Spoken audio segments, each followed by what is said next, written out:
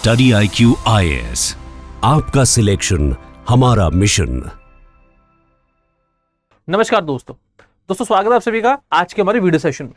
दोस्तों आज हम दो इंपॉर्टेंट पहलुओं पर बात करेंगे। पहला है राष्ट्रीय सुरक्षा, नेशनल सिक्योरिटी। हम सभी जानते हैं किसी भी राष्ट्र के लिए उसकी सिक्योरिटी बहुत इंपॉर्टेंट होती है और देश की सुरक्षा को अश्योर करने का कार्य हमेशा सरकार का होता है। दूसरी ओर प्रश्न आता है इंडिविजुअल लिबर्टी का, हर व्यक्ति की स्वतंत्रता का, आजादी का। अब कभी कभी ये दोनों एस्पेक्ट्स एक दूसरे से भिड़ जाते हैं, इनमें कॉन्फ्लिक्ट पैदा हो जाती है। किस प्रकार से? हमारे देश के अंदर एक कानून है जिसको बोलते हैं यूआपा, अनलॉफुल एक्टिविटीज प्रिवेंशन एक्ट 1967। अब इस कानून के नाम को सुनकर ही आपको समझ में आ रहा होगा, यह कानून बनाया गया उन लोगों को पनिश करने के लिए जो लोग अनलॉफुल एक्टिविटीज के अंदर सम्मिलित होते हैं, इन्वॉल्व होते हैं। अनलॉफुल एक्टिविटीज क्या होती है? देखिए, कानून के तहत, यूआपा के तहत अनलॉफुल एक्टिविटीज का मतलब है ऐसी एक्टिविटीज या ऐसा कार्य जो लोगों को इस देश के टुकड़े करने, दैट मीन्स कि इस देश के कुछ हिस्सों को इस देश से अलग करने के लिए प्रेरित करे।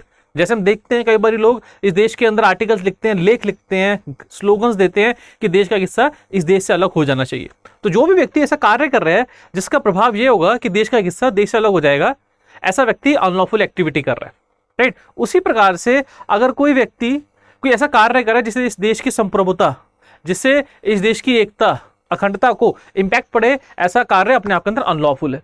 तो फॉर एग्जाम्पल, अगर कोई व्यक्ति एक संस्था बनाता है और उस संस्था का उद्देश्य ही ये होता है कि इस देश के एक हिस्से को इस देश से अलग कर दो, तो वो संस्था अपने आप के अंदर अनलॉफुल होती है। उस संस्था को बोला जाएगा अनलॉफुल एसोसिएशन। और उस संस्था के जितने भी सदस्य हैं, मेंबर्स हैं, वो सारे के सारे बन जाएंगे पीपल ऑफ और मेंबर्स ऑफ अनलॉफुल एसोसिएशन। तो अनलॉफुल एसोसिएशन का हिस्सा होना भी अपने आप के अंदर अपराध है। उसी प्रकार से अगर कोई व्यक्ति कोई टेररिस्ट अटैक करता है, जैसे बॉम्ब्स के माध्यम से या किसी एक्सप्लोजिव्स के माध्यम से, अगर वो लोगों की हत्या करता है, प्रॉपर्टी को डिस्ट्रॉय करता है, उद्देश्य ये होता है कि वो देश की एकता और अखंडता को हानि पहुंचा सके, तो ऐसा व्यक्ति टेररिस्ट अटैक कर रहा है, ऐसा व्यक्ति टेररिस्ट एक्ट कर रहा है।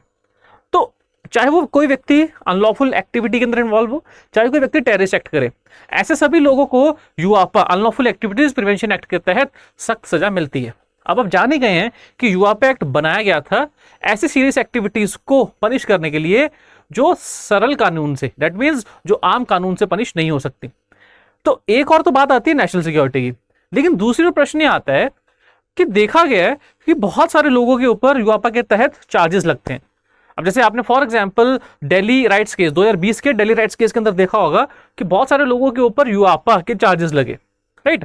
अब उनके ऊपर जब जैसे उमर खालिद, जब उनके ऊपर चार्जेस लगे तो काफी समय हो गया है, वो व्यक्ति जेल में ही है, अरेस्ट हो गए थे, जेल में ही है, उनको बेल भी नहीं मिली, इसके साथ साथ उनका मुकदमा भी शुरू नहीं हुआ। तो प्रश्न ये आता है कि अगर पुलिस या कोई भी लॉ एनफोर्समेंट एजेंसीज ऐसे लोगों का मुकदमा शुरू करने में नाकाम हो रही है, अगर उनका ट्रायल ही शुरू नहीं हो रहा, ट्रायल शुरू नहीं हुआ, तो ऑब्वियसली ट्रायल कंप्लीट कैसे होगा, अंत में सजा कब मिलेगी? तो कैसे लोगों को इंडेफिनिट तौर पर जेल में रखना अपने आप के अंदर क्या उन लोगों के फंडामेंटल राइट टू लाइफ का हनन नहीं है? आर्टिकल 21 और आर्टिकल 22 का हनन नहीं है? तो ये दो एस्पेक्ट्स के ऊपर आज हम डिस्कशन करेंगे, क्योंकि इन एस्पेक्ट्स के ऊपर सुप्रीम कोर्ट की एक डिवीजन बेंच ने अपनी कुछ टिप्पणी दी है। अब देखिए, मैं आपको ऑलरेडी बता चुका हूं कि यूआपा बहुत ही स्ट्रिंजेंट कानून है, क्योंकि ये एक्ट बनाया ही उन गतिविधियों को पनिश करने के लिए जो देश की एकता और अखंडता को नुकसान पहुंचाती हैं।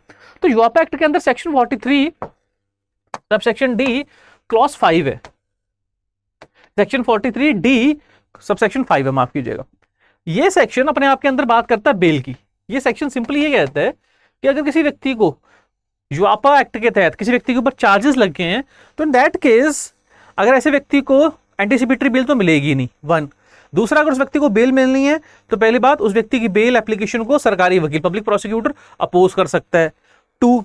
और तीसरा, अगर कोर्ट को लगता है कि प्राइमा फेसाई मतलब कि केवल ऊपर से एविडेंस को देख के लग रहा है कि हाँ इस व्यक्ति ने लगता है अपराध किया है, तो ऐसे व्यक्ति को बेल ना दी जाए। दैट मीन्स यूआपा एक्ट के अंदर बेल के प्रोविजंस बहुत ही स्ट्रिंजेंट है। अगर किसी व्यक्ति ने बेल एप्लीकेशन लगाई जिसके ऊपर यूआपा के चार्जेस लगे हुए हैं, और अगर जज साहब को ऊपर से ही देख के लगा कि हाँ यार एविडेंसेस देख के तो समझ में आ रहा है कि इस व्यक्ति ने अपराध किया है, तो ऐसे व्यक्ति को बेल नहीं मिलेगी। तो दैट मीन्स कि बेल की नॉर्म्स और कंडीशन बहुत स्ट्रिंजेंट है। अब प्रश्न ये आता है कि यूआपा जैसे एक्ट के अंदर बेल लेना बहुत ही मुश्किल है, राइट। तो क्या ऐसे लोगों के, जिन लोगों के ऊपर युवापा के तहत चार्जेस लगे हैं, उनके आर्टिकल 21 और 22 के अधिकार।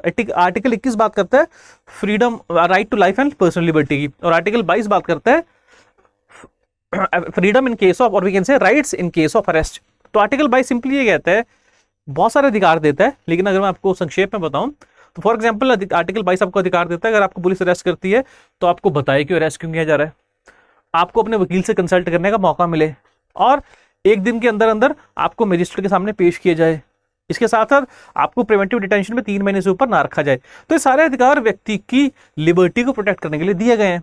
तो एक और तो सेक्शन 43D तो सेक्शन 5 है युवापा का, जो बेल की कंडीशंस को बहुत ही स्ट्रिंजेंट बना देता है। दूसरी ओर आर्टिकल 21 और आर्टिकल 22 है जो व्यक्ति की लिबर्टी के ऊपर बात करते हैं। अब ये केस सामने क्यों आया? ये केस सामने ऐसे आया कि 2020 के अंदर एक व्यक्ति को अरेस्ट किया गया जम्मू एंड कश्मीर में। उस व्यक्ति का नाम था इफ्तिकार अंद्राबी। अब इफ्तिकार अंद्राबी के ऊपर चार्जेस थे कि ये व्यक्ति पाकिस्तान से ड्रग्स स्मगल कर रहा है। इसके साथ साथ ये व्यक्ति जम्मू एंड कश्मीर के अंदर टेरर आउटफिट्स को, आतंकवादी संगठन को सपोर्ट भी कर रहा है, फाइनेंशियली उनकी मदद भी कर रहा है। तो उनको अरेस्ट किया गया, उनके ऊपर एनडीपीएस एक्ट के तहत चार्जेस लगे, युवापा के तहत चार्जेस लगे और आईपीसी की क्रिमिनल कॉन्स्पिरेसी के चार्जेस लगे। अब वो व्यक्ति 6 साल से जेल में है क्योंकि 2024 के अंदर उन्होंने एनआईए की ट्रायल कोर्ट में बेल एप्लीकेशन लगाई, रिजेक्ट हो गई। 2025 के अंदर जम्मू एंड कश्मीर की हाई कोर्ट के अंदर बेल एप्लीकेशन लगाई, रिजेक्ट हो गई। अब फाइनली एप्लीकेशन लगी सुप्रीम कोर्ट के पास। अब सुप्रीम कोर्ट ने इस केस को स्टडी किया और सुप्रीम कोर्ट कहती है कि यहां पर प्रश्न आता है किसी व्यक्ति की लिबर्टी का, क्योंकि अभी तक मुकदमा शुरू नहीं हुआ, अभी तक ट्रायल शुरू हुआ नहीं है, वो व्यक्ति 6 साल से जेल में ही बंद है। तो प्रश्न ये आता है कि ऐसे व्यक्ति को बेल जमानत मिलनी चाहिए या ना मिलनी चाहिए, क्योंकि ऐसे व्यक्ति के आर्टिकल 21 और 22 के तहत दिए हुए अधिकार भी इंपॉर्टेंट है, हमेशा के लिए उनको जेल में रखा नहीं जा सकता। सुप्रीम कोर्ट ने कहा कि एक बहुत ही इंपॉर्टेंट जजमेंट आई थी और उस जजमेंट का नाम था यूनियन ऑफ इंडिया वर्सेस के नजीब। बहुत इंपॉर्टेंट जजमेंट है, यूनियन ऑफ इंडिया वर्सेस के नजीब।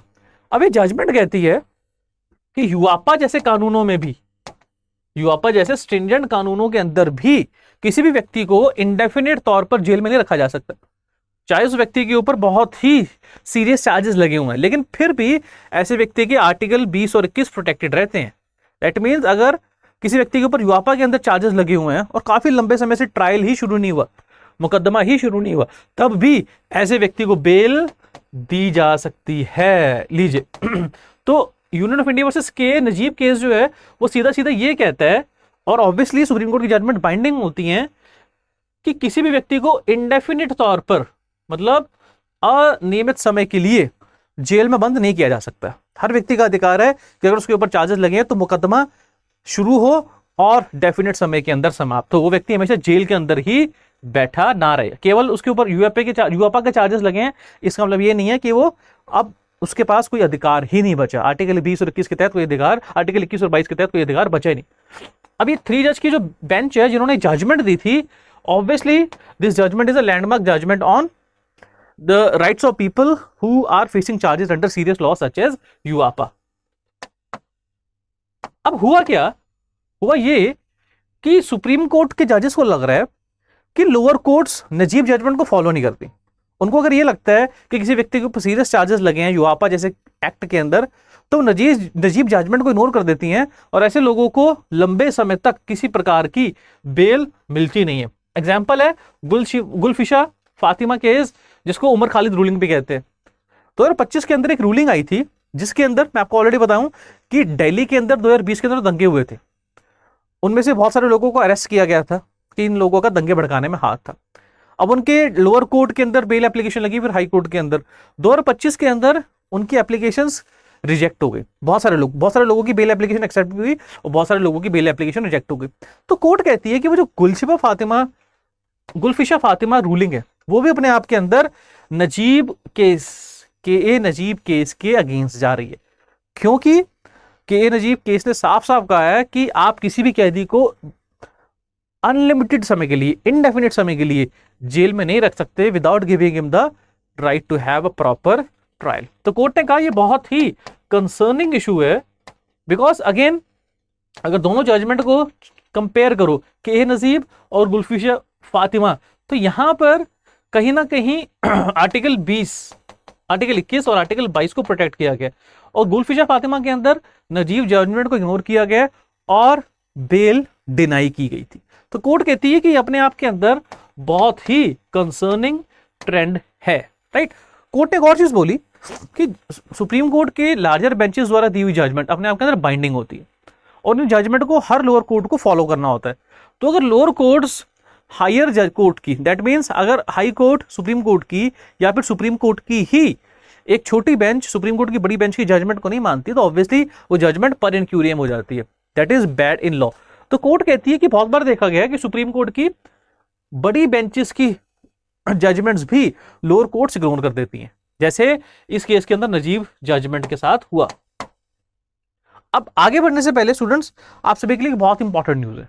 जो भी स्टूडेंट्स लॉ ऑप्शनल के माध्यम से यूपीएससी सीएससी की तैयारी करना चाहते हैं, उन सभी के लिए बहुत ही अच्छा मौका है। स्टडी आईक्यू ने आप सभी के लिए मे बैच लॉन्च किया है, जिसके अंदर हम कंटेम्प्रेरी लीगल डेवलपमेंट, हमारा इंपॉर्टेंट सब्जेक्ट है, बैच को शुरू कर रहे हैं, उस सब्जेक्ट से बैच को शुरू कर रहे हैं।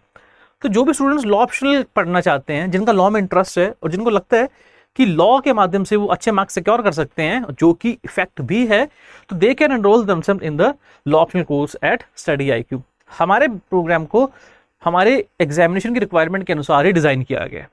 जनरली लॉ के सिलेबस जब बच्चे पहली बार देखते हैं तो उनको कई बार डर लगता है, उनको लगता है कि सिलेबस बहुत वास्ट है, लेकिन ऐसा नहीं है।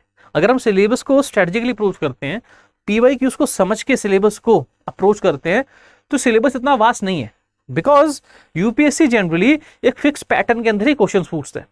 अगर आपके सिलेबस में एक टॉपिक दिया हुआ कॉम्पिटिशन लॉ, तो कॉम्पिटिशन लॉ के हर सेक्शन से क्वेश्चन नहीं पूछा जाएगा, एक स्पेसिफिक वे में ही क्वेश्चन पूछा जाएगा, and this is how we teach in class. तो आपको एग्जाम ओरिएंटेड तैयारी करवाई जाती है, इसके साथ साथ आंसर राइटिंग सेशंस होते हैं, इसके साथ साथ आपको मेंटरशिप सेशंस भी दिए जाते हैं। अगर आपको कोई डाउट्स हैं तो you can clear the doubts through your mentors.